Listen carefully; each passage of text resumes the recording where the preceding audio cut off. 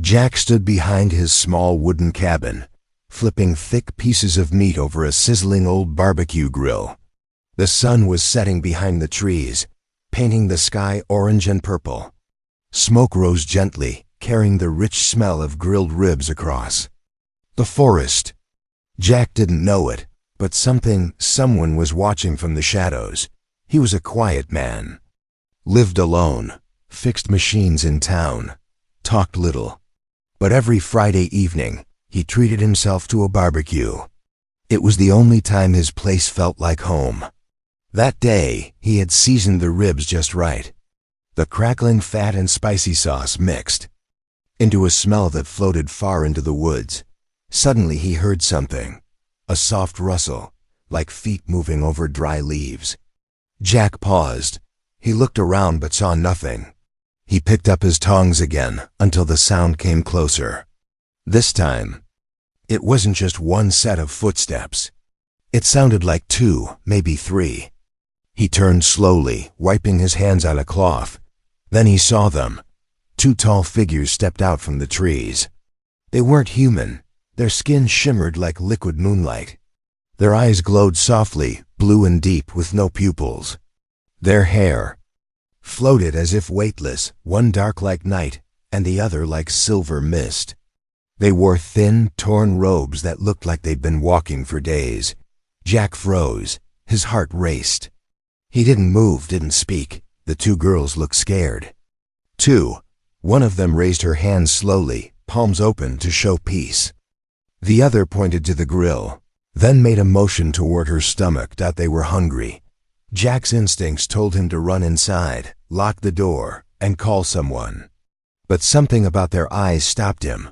They didn't look dangerous. They looked desperate, lost, cold. He glanced at the grill. He had cooked too much for one man anyway. Without speaking, he grabbed a paper plate and loaded two big ribs onto it.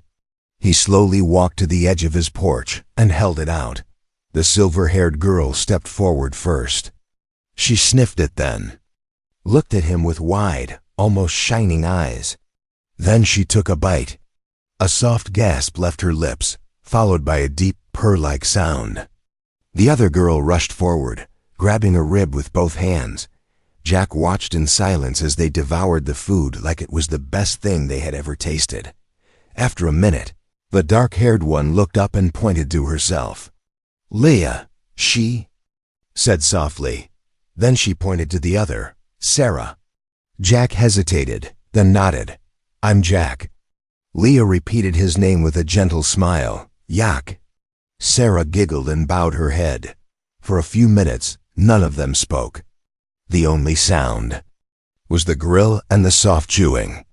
Jack brought out a pitcher of water and some extra napkins. The girls took everything politely, as if they had been trained to follow rules, but hadn't had the chance to use them in a long time. They sat down cross-legged on the ground near the fire. Jack stayed on the porch, unsure what to do. Were they refugees, test subjects, from another planet, from a hidden ship? He looked into the forest, wondering if more were coming.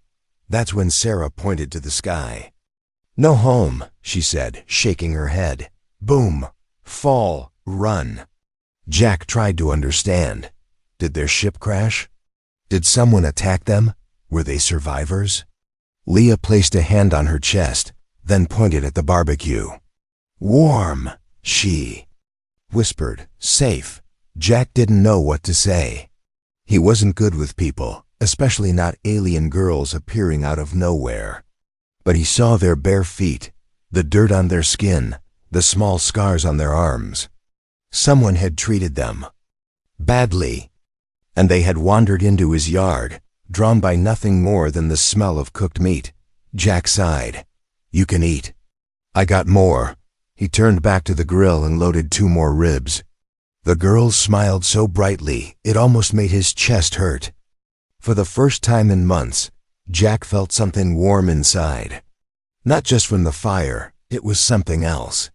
A strange connection. He didn't know their full story. He didn't know if more would come. But one thing was clear. Tonight, the forest had brought them to him. And maybe, just maybe, that smell of barbecue had started something far bigger than he could ever imagine. As the stars came out above and the forest quieted again, Jack handed out the last pieces of meat, and the two alien girls stayed, sitting peacefully by the fire, like they belonged there. And deep in the trees, more glowing eyes began to appear. Jack woke up the next morning with ash still on his jeans and the faint smell of grilled ribs in his hair. His eyes blinked open to a soft sound outside footsteps again. He grabbed his worn jacket, stepped out onto the porch, and froze. They were back. Leah and Sarah stood near the grill. But this time, they weren't alone. A third alien girl stood beside them, taller than both. Her skin was a darker silver, almost violet. Long purple hair flowed over her back like a silk ribbon. She had glowing dots on her cheeks like stars painted across her face. Her eyes met Jack's, calm but serious. Leah waved with both hands, smiling. Sarah rushed to the porch and tugged his sleeve. "Jack," she whispered. "Nuna." Jack looked at the third one. "Nuna, huh?" Nuna tilted her head, then gave a tiny bow. "You feed, yes?" she said in a soft voice. "You fireman?" Jack blinked. "I'm the barbecue guy," Leah nodded quickly. "Barbecue, fire, meat, you give." Sarah held up a small item, a folded piece of aluminum foil with a rib bone inside. She had kept it. Jack didn't know what to say. These girls weren't just hungry. They had returned with purpose, something bigger than food. They looked at him like he had done something sacred. "Did they send you?" Jack asked Nuna. Nuna blinked. "You warm. You safe. Others, not safe." "Others?" Jack echoed. "That's..." When he heard it, a low hum in the woods, not a machine. Not animals, but whispers moving fast between trees. And then they appeared. 4 more. 4 alien girls, younger, smaller, but with the same glowing eyes and strange grace.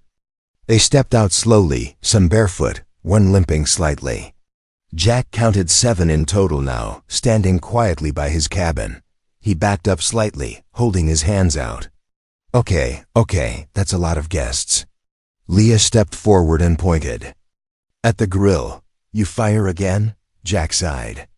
"You guys eat this much every day?" They nodded together. Jack shook his head but smiled. "All right, but you're helping this time." They didn't understand his words fully, but when he handed out plates and a bowl of raw vegetables, they followed. Nuna washed carrots in the bucket. Leah set out old plastic chairs. Sarah clapped and spun in circles, clearly happy. But Jack noticed something odd. None of them rushed the food. They waited. They followed him like they knew his steps, as if his actions mattered. They respected him not out of fear, but something deeper. It was like trust. Later that evening, while smoke floated up again and laughter filled the yard, Jack saw a flash in the sky. A small drone. Watching. It vanished behind a cloud. Jack narrowed his eyes. Someone was tracking them. After the meal, the girls placed strange glowing stones around the yard. One whispered something like a prayer. Nuna stood behind Jack and gently touched his shoulder. "You give food, we give home," she said. "You take us as your chosen?" Jack coughed on his drink. "Wait, what?" Leah nodded and spoke. Slowly. "Barbecue is promise," Sarah added. "You share meat. You share life." Jack stumbled back. "Hold on, I didn't agree to anything like that." But the girls weren't angry. They just smiled calmly and walked toward the woods, each turning once to wave. Only Nuna stayed behind. She looked Jack in the eyes and placed something in his hand, a glowing ring made from bark and crystal. "You warm our path," she whispered. "Tomorrow more come." And with that, she disappeared into the trees. Jack stood there alone in the dark, holding the glowing ring, heart pounding. What had he done? He had just made barbecue. But now the aliens thought he was their chosen. And more were coming. Jack sat at his kitchen table the next morning, staring at the strange ring in his hand. It pulsed with a soft blue glow, almost like it was alive. The alien girls were gone again, but their footprints were still fresh outside his cabin. The smell of last night's barbecue still hung in the air, but now it didn't smell like food. It smelled like trouble. He opened his old laptop and typed into a search engine, "Alien culture plus food sharing plus bonding rituals." The results were a mix of crazy blogs, forums filled with conspiracies, and a few old galactic law entries. One title caught his eye, "The Hearth Bond, Feeding a Female During the Mate Moon." Jack clicked. A long post opened, filled with strange grammar and scattered notes. But one line stood out: to offer warm meat to a female during her seeking phase, especially near fire, is seen as a marriage offer in over 37 outer species. To accept it is to begin hearth bonding. If the male repeats the offering twice, the bond is sealed in most cases. Jack's jaw tightened. He had fed them 3 nights in a row. He hadn't just shared food. He had unknowingly started a sacred bond. Not with one alien girl, but with several. He slammed the laptop shut and rushed outside. The glowing stones the girls had placed last night were still circling his yard, each one humming softly in rhythm, like tiny hearts beating. He tried to kick one away, but it wouldn't move. It was locked to the ground, like it had grown roots. Overnight, what is happening to my life? Jack muttered before he could think further. The sound of wings filled the air. A sleek alien transport ship shimmered into view just above the trees. It looked almost like a giant bird made of glass and light. It hovered silently for a moment, then landed smoothly on the grassy field behind the cabin. Jack's stomach turned cold. The ramp opened, and 2 tall figures walked out, one male, one female. Both wore long golden robes and had long necks, thin eyes, and sharp features. They looked ancient and noble. Behind them walked Nuna. Her head was lowered respectfully. She looked nervous, even afraid. Jack stepped forward, wiping his hands on his pants. "Hey, what is this?" "I'm not whatever you think I am." The female noble stepped forward and spoke in perfect English, her voice calm and proud. "You are Jack, the one who began the fire bond. We are the witness pair of the ritual union." Jack blinked. "The what now?" The male continued. "You have shared sacred meat during seeking moon with 3 daughters of first sky. This begins a 3-way hearth claim." "Hearth what?" Nuna looked up at him, her eyes full of worry. "They think you accept." "I didn't even know what I was doing," Jack shouted. The noble woman frowned. "You must learn your actions hold weight." Jack stepped back, feeling dizzy. "This is a mistake." The noble man raised one hand. "Then you may challenge the bond, but you must deny each girl in front of the council. If you hurt them, they will be marked." Jack looked at Nuna, then imagined Leah and Sarah's faces. They had been so happy, so warm. They had decorated his porch, helped him clean the grill, shared stories in broken words. He had seen their hunger, but not just for food. For safety, for kindness, for someone who didn't treat them like animals. And now he was being asked to break that. In public. "Why do they even want me?" Jack asked quietly. The noble woman answered. "You offered food without expecting control. You offered fire without claiming. In their eyes you are a rare mate. Maybe the only one they can trust." Jack didn't respond.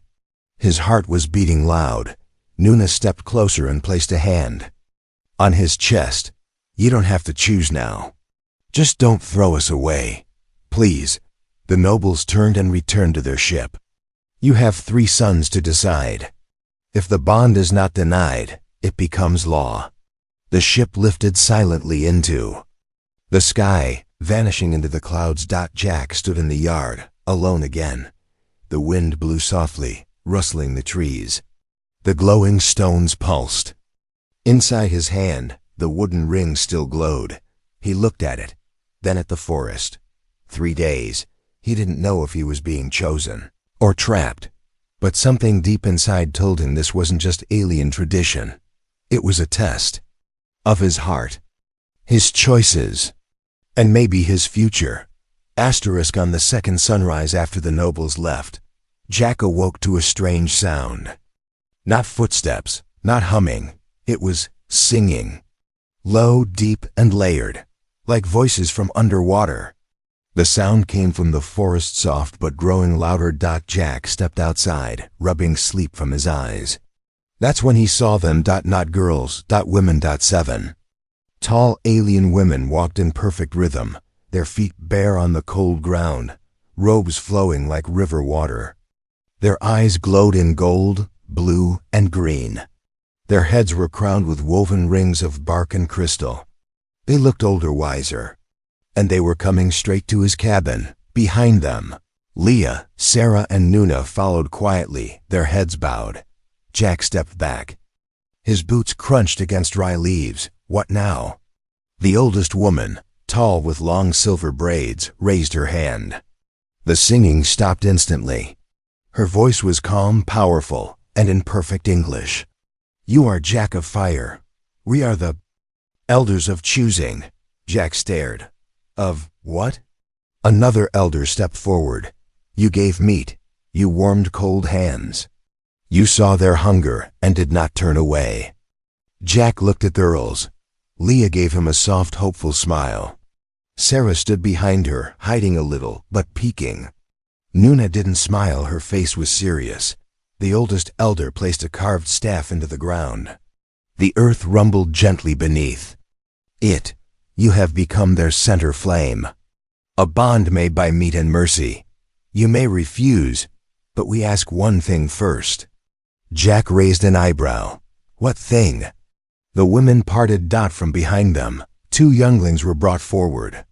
Small, alien children, girls no older than 10, dirty, shaking, eyes wide with fear. One had a torn dress, the other a bruised ankle. They were found last night, alone near the crater. "Left behind," one elder said.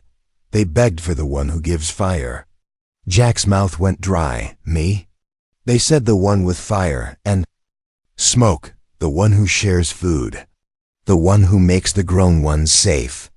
The 2 little aliens stepped forward, trembling, and held out pieces of bark with Jack's name scratched into it, crudely written, but clear. Jack stared. "I didn't even know them." "You are the first male they've seen who didn't hurt or chain," the silver-haired elder said. Then she added, "You may not realize, but you've become more than a man to them. You are a home." Jack felt something shift inside his chest. A heavy pressure he couldn't explain. Then the elder looked at Leah, Sarah, and Nuna. They wished for the old tradition. Leah stepped forward and knelt. "Not just to bond," she whispered. "To build, together." Sarah pulled something from a cloth bag of stone, warm to the touch, glowing faintly. "This is heartroot. It lights only when we feel real bond, real safe." She placed it in Jack's hand. It glowed brighter. Jack stepped back. "Wait, I'm not your savior. I just grilled ribs." The elders smiled gently. "That may be true, fireman," one said. "But to these girls, you gave what empires did not. Respect, kindness, warmth. That is rare, that is sacred." Nuna walked toward him, her voice low. "We won't force you. But if you turn away, they will be returned. Not to safety, but to systems that trade them like tools." Jack clenched his fists. "You mean they'll be sent back into slavery?" No one answered. That silence was louder than any words. Then the elder said, "You have until moonrise. Tomorrow. After that, the bond cannot be undone. If accepted, they become your hearth wives. If refused, they will be claimed by other bidders." "Bidders?" Leah whispered. "Not mates, buyers." Jack stood frozen, heart pounding. He looked at the girls. He thought of the nights they helped him clean, the laughter by the grill, The way they shared water and asked nothing more than warmth and safety. He looked at the two little ones, still clinging to each other, holding his name like it was their only hope. Jack took a deep breath. I don't know what I'm doing, but I'm not letting anyone take you away. The elders nodded in silence. Then the eldest elder pulled out a piece of cloth deep red, embroidered with glowing threads. Then wear this, not as a husband, but as protector, until you choose with full heart. Jack took it with shaky hands. As the alien women turned and sang their song once more, the girls stood behind him, not beside, not in front, behind, because this time, he was standing in front of them, protecting them. Jack stuffed the red ceremonial cloth deep into a drawer and slammed it shut. I didn't ask for this, he muttered.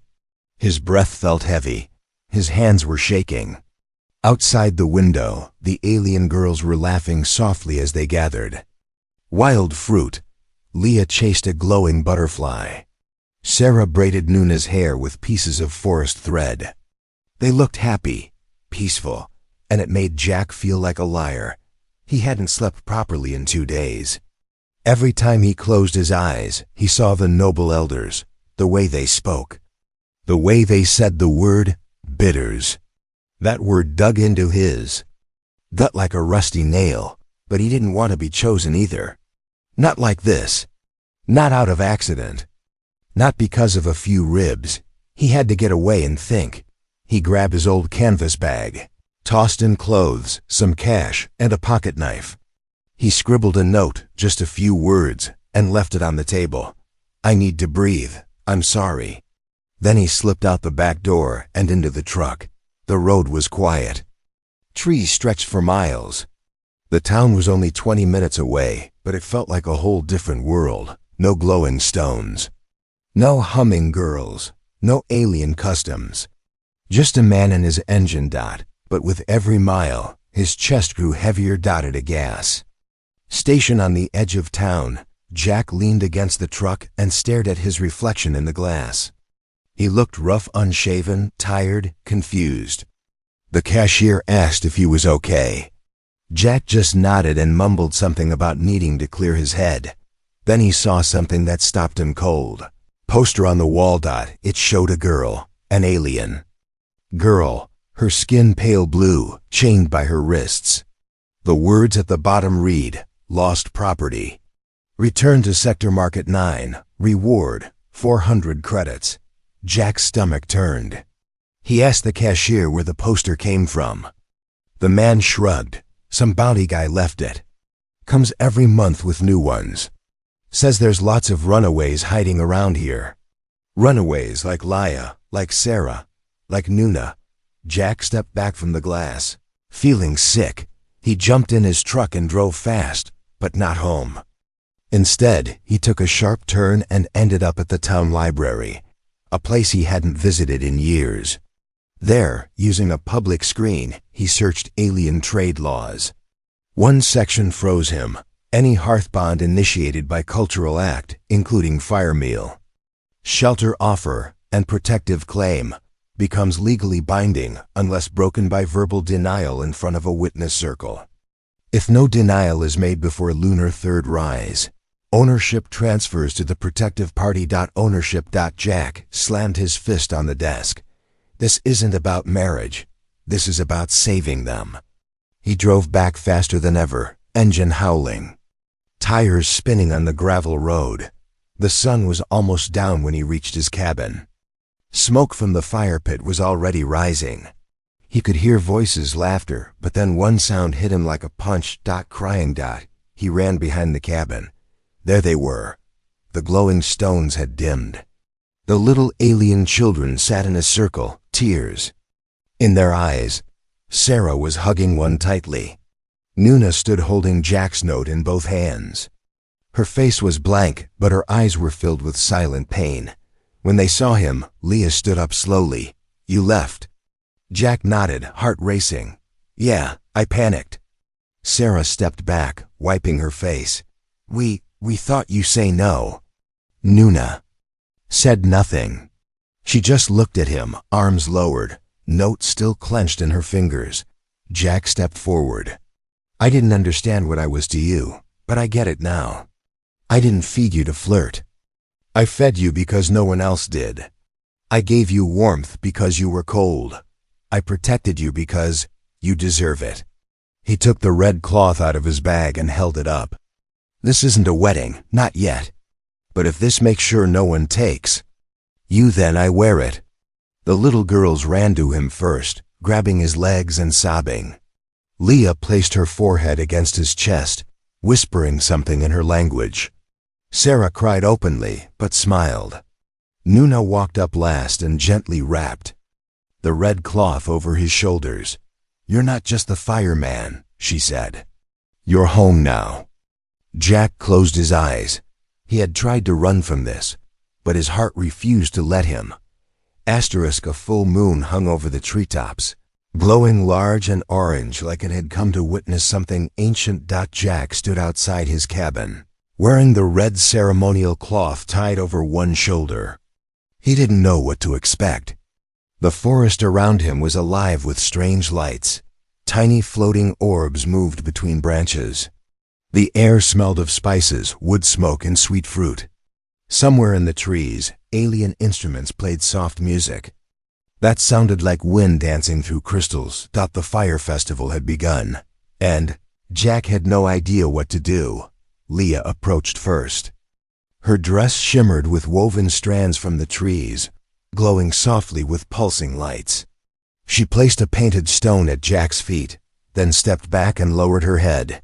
Sarah followed, holding a strange flower that looked like it was made of glass. She handed it to Jack without a word, her cheeks flushed. The petals warmed his fingers. Then came Nuna. She didn't bring anything in her hands.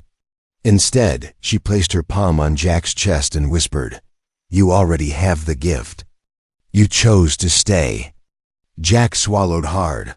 All three girls now stood in front of him, back straight, eyes locked on him with gentle warmth, but also something deeper, something ancient. Behind them, the elders watched from the trees. Alien women with long hair and glowing robes. Even the two young alien children sat quietly on a raised rock, wearing garlands of forest vines. Then the oldest elder stepped forward, staff in hand. The bond of hearth begins not with words, but with fire, she said. Do you accept your flame? Do you share your warmth freely without chains? Jack nodded slowly. Yes, I share it, freely. The elder tapped the ground with her staff. From behind the trees, tall creatures came into view. Alien animals, part deer, part bird, part dream. Their feathers shimmered in colors Jack had never seen. One of them bowed low and opened its wings. On its back was a platter made of stone and bark, holding 4 carved bowls. 1 for Jack. 3 for the girls. Each bowl was filled with glowing liquid that flickered like fire but felt cool to the touch. This is the heart drink, the elder said. Drink it together, and no force in galaxy may tear you apart. Leah stepped forward and took her bowl. Sarah and Nuna followed. Jack lifted his dot the moment they drank. The world changed. The lights brightened. Music grew louder. Wind swirled upward into a soft vortex. The glowing stones around the cabin pulsed, rising from the ground into the air like fireflies. Above, the full moon seemed to flicker, as if blinking with approval. But then, a sharp sound tore through the trees. A buzz. Mechanical. Jack turned sharply. A small dark drone zipped into the clearing, scanning everything with a red beam. The elder shouted something in her own language, and one of the glowing deer creatures launched a burst of sparks from its mouth, knocking the drone into the dirt. Leah ran to Jack and grabbed his hand. They're watching, the ones who buy. The elder stepped forward, her voice calm but commanding. Let them watch. Tonight you are bonded. Let no price or predator undo this fire. The crowd cheered, not loud, but powerful. Alien voices rose in unison, singing a song that didn't need translation. Jack couldn't understand the words, but he felt their meaning. Welcome, protector. Welcome, warmth giver. Welcome, chosen. Nuna leaned close and whispered, "You are one of us now. Not by blood, but by fire." Jack looked at her, then at Leah and Sarah standing on either side. For the first time in his life, he didn't feel like a man hiding from the world. He felt seen, needed. Important dot around them, the forest glowed. Brighter and brighter. Dances began. Music twisted through the air. The children laughed. The women twirled. Jack stood in the center, red cloth tied, the girls holding his hands. It wasn't a wedding. Not yet, but it was something deeper. A promise sealed in food, flame, and freedom. And even though danger was still out there, somewhere beyond the trees and skies, Jack no longer felt alone. He had family now, and if anyone tried to take them, they'd have to face the fire he had become. The sun broke through the treetops with soft golden light, shining down on a world that felt brand new. Jack stood on his porch, holding a hot mug in both hands. Steam curled into the morning air. He looked out across his backyard, and it was no longer just a yard. It had changed. Vines with glowing tips now climbed his fence. Alien fruit trees had taken root where wild weeds once grew. Stone markers shimmered between patches of grass, each one carved by hand. Not his hands, hers. The girls were already awake. Leah was kneeling near the fire pit, placing dried leaves carefully into a pot. She hummed an alien tune as she stirred. Sarah sat beside her, drawing patterns in the dirt with a stick, trying to copy the letters Jack had taught her. Nuna stood by the clothesline, hanging up freshly washed blankets, red ones. Ceremonial ones. Jack never told them to do any of it. They just did it, like it was already their home. Like they belonged, but the biggest surprise waited behind. The house. Jack walked around the cabin slowly, passing the shed and toolbox, until he reached the new structure they had started building together, a second cabin. It wasn't finished yet. Only the frame stood. But already little details showed up. Small curtains, polished stones near the door, a drawing of 4 figures in chalk, 3 tall. One with messy human hair. He smiled. That was him. A sound broke. The quiet. A deep rumble in the sky. Jack turned and squinted upward. A ship. Not military. Not traders. He recognized the shape. It was the elder vessel, the one from the night of the festival. But this time, only one figure stepped out. It was the noble woman from before, the one who had spoken in perfect English. She walked alone, carrying something wrapped in silk. Jack didn't panic. He didn't hide the girls. He didn't run. Instead, he waited at the porch as she approached. "Fireman," she said, with a small bow. "The bond has been sealed.